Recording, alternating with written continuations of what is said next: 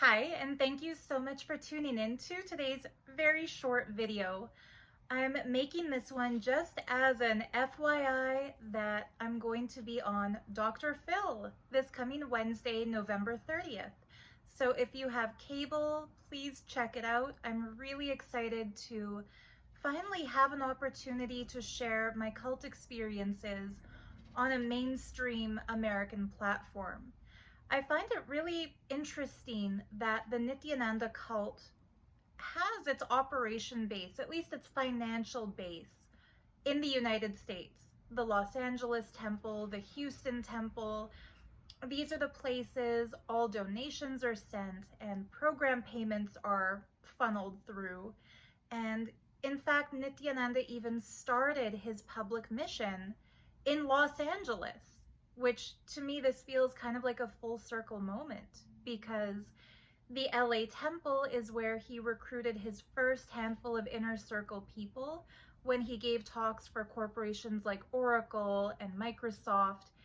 He was starting kind of like executive success training programs very similar to the ones NXIVM had held back in the day when Keith Raniere started his cult. So what I find really interesting is that despite the very apparent American nature of the cult of Nithyananda, despite its history in the United States and its presence in the United States, media coverage of the cult abuse and the crimes has been lopsidedly only covered in India. And now don't get me wrong, I am hugely grateful to people like Arnab Goswami of Republic TV. I'm grateful to Sun TV. I'm grateful to Suwarna News Channel, TV9, all the Indian stations that have shared this story. And of course, Vice India and Discovery Plus for putting out My Daughter Joined a Cult, the 3-part mini docu-series about part of the Nithyananda cult experience. However, it's been kind of difficult to get anybody in the mainstream media world in North America interested in the crimes of this cultic organization. And so, like I said, I'm just really, really grateful for this opportunity to spark more of a public dialogue about the crimes of the fraud who I once called a guru. And although his name isn't mentioned in that episode of Dr. Phil, I'm pretty sure anybody who might Google me afterwards is going to figure out pretty darn quickly who the fraud I'm talking about actually is. And I really encourage others, if you have been victimized by Nithyananda, not to be afraid to speak out anymore. Gone are the days when he can use litigation abuse to attack us the way he did to the brave and beautiful Aarti Rao, his first public rape victim. When she came out about his abuse towards her, he slapped her with, I don't remember how many, I think it was 10 different lawsuits in different cities around the United States, buried her in legal debt, forced her to return back to India to escape the attacks. And although he has launched a massive character assassination against me through false accusations of everything from attempting to assassinate him, to raping his disciples, to beating people, to lying about the abuse, he's even accused me of being a member of the Illuminati and paying people $1 million each to do interviews on my YouTube channel about their experiences in his cult. Despite all of his attempts at character assassination, I just want to point out the fact that I'm still here and my life is still generally unaffected by his abuse. Does it really suck to log into Facebook and see people falsely accusing me of raping them? Of course it does. Does it bother me that people can Google my name and read atrocious, egregious lies about me? Yeah, that bothers me. But is that going to stop me from speaking out in defense of children who were savagely, brutally beaten for no good reason? No. I feel like the torture the kids of the Nithyananda Gurukul have endured in the name of Nithyananda's personal greed far, far, far outweighs in importance the personal discomfort I might feel at being targeted by their character assassination attempts. It's really interesting to me to see what's done by cults like NXIVM and cults like Scientology to try to silence whistleblowers like the brave, badass Sarah Edmondson, and I feel like the OG cult whistleblower badass Leah Remini. I know there were whistleblowers before these two. I'm just saying, in our modern times, when it comes to this dialogue being introduced in the mainstream, I see these two ladies as my personal examples of how I want to come forward with information. Anyway, it's really interesting how all of these cults follow the same MO. Like Keith Raniere tried to silence Tony Natale and Susan Dones and others over like decades before NXIVM was finally shut down through litigation abuse. And where I'm going with this is that cults use what Scientology calls fair game to try to shut people up, to keep whistleblowers silent, to make victims silently move on with their lives. And sometimes I've had people ask me, why didn't I just leave this cult experience in the past, move on with my life and forget about it? For sure, my life might have been like quote unquote better if I had done that.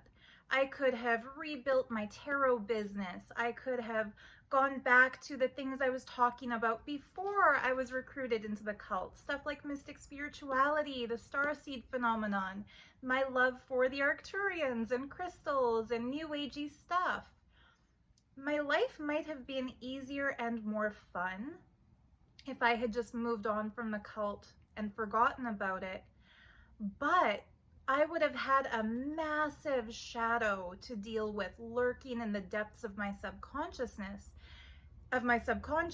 if I had knowingly said nothing, despite the fact that kids are being abused and people are being financially exploited and enslaved, and that Hinduism is being contaminated by a fraud who is using sacred Vedic scriptures to justify abuse.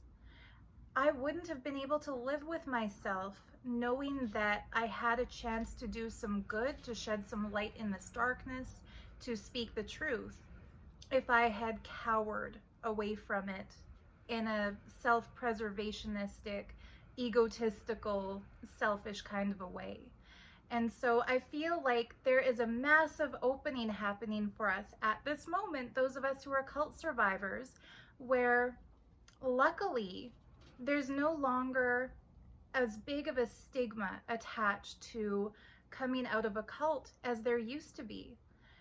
It used to be that if you survived a cult, people would assume that you are a crazy person, that you are stupid, gullible, naive, somehow intellectually inferior, maybe even psychologically sick.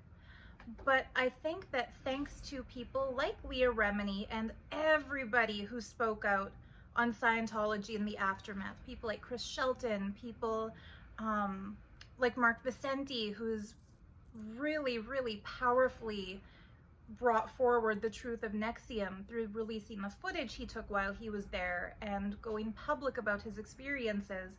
Thanks to all the brave cult survivors who are speaking openly about the bullshit, crazy stuff they believed back when they were in those groups, and yet having an articulate way of summing up their transformation, their evolution, their realizations, having come through to the other side and readapted rational thinking and worked through that trauma, sometimes in a very publicly vulnerable way.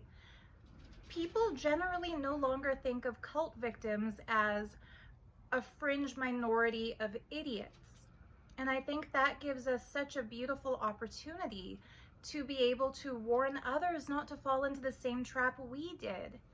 If we were all just scared, ashamed, embarrassed, trivialized maybe made into a laughingstock or a meme, but otherwise ignored, I can see how other people would keep falling for the same tactics that once ensnared us.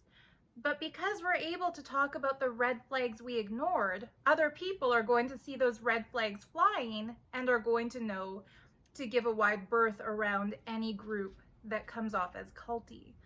So, okay, the video turned out to be a little bit longer than I had initially planned. I know I said this was going to be just a short little video to give you the heads up and let you know to watch me on Dr. Phil on Wednesday, November 30th.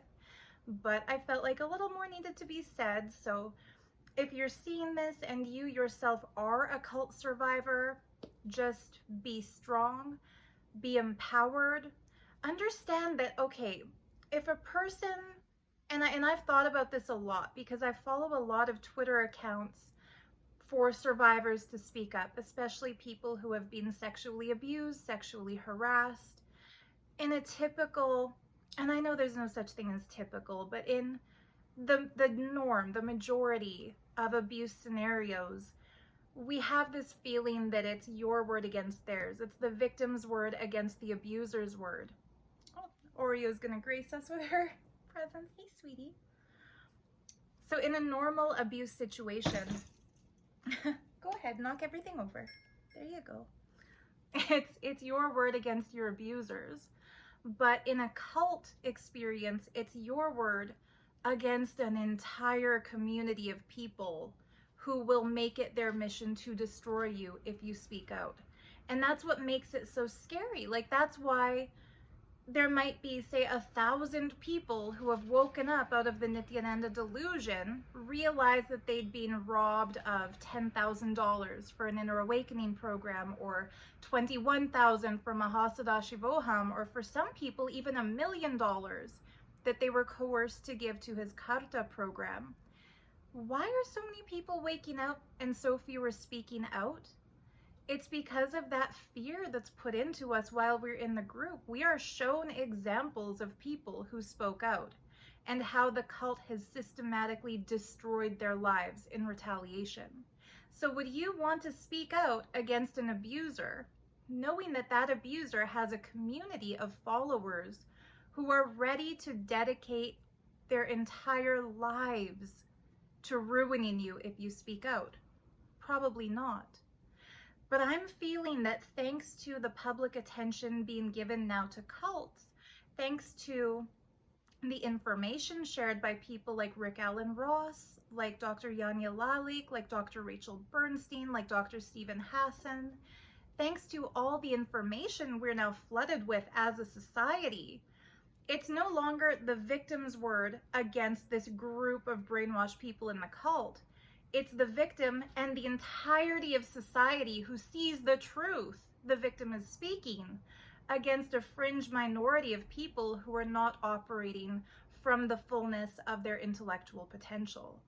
The public is now able to discern the difference between somebody who's authentically sharing their true experiences as opposed to a coerced person who's under the mental fog of sleep deprivation and groupthink and pressure from an organization to come up with retaliatory lies.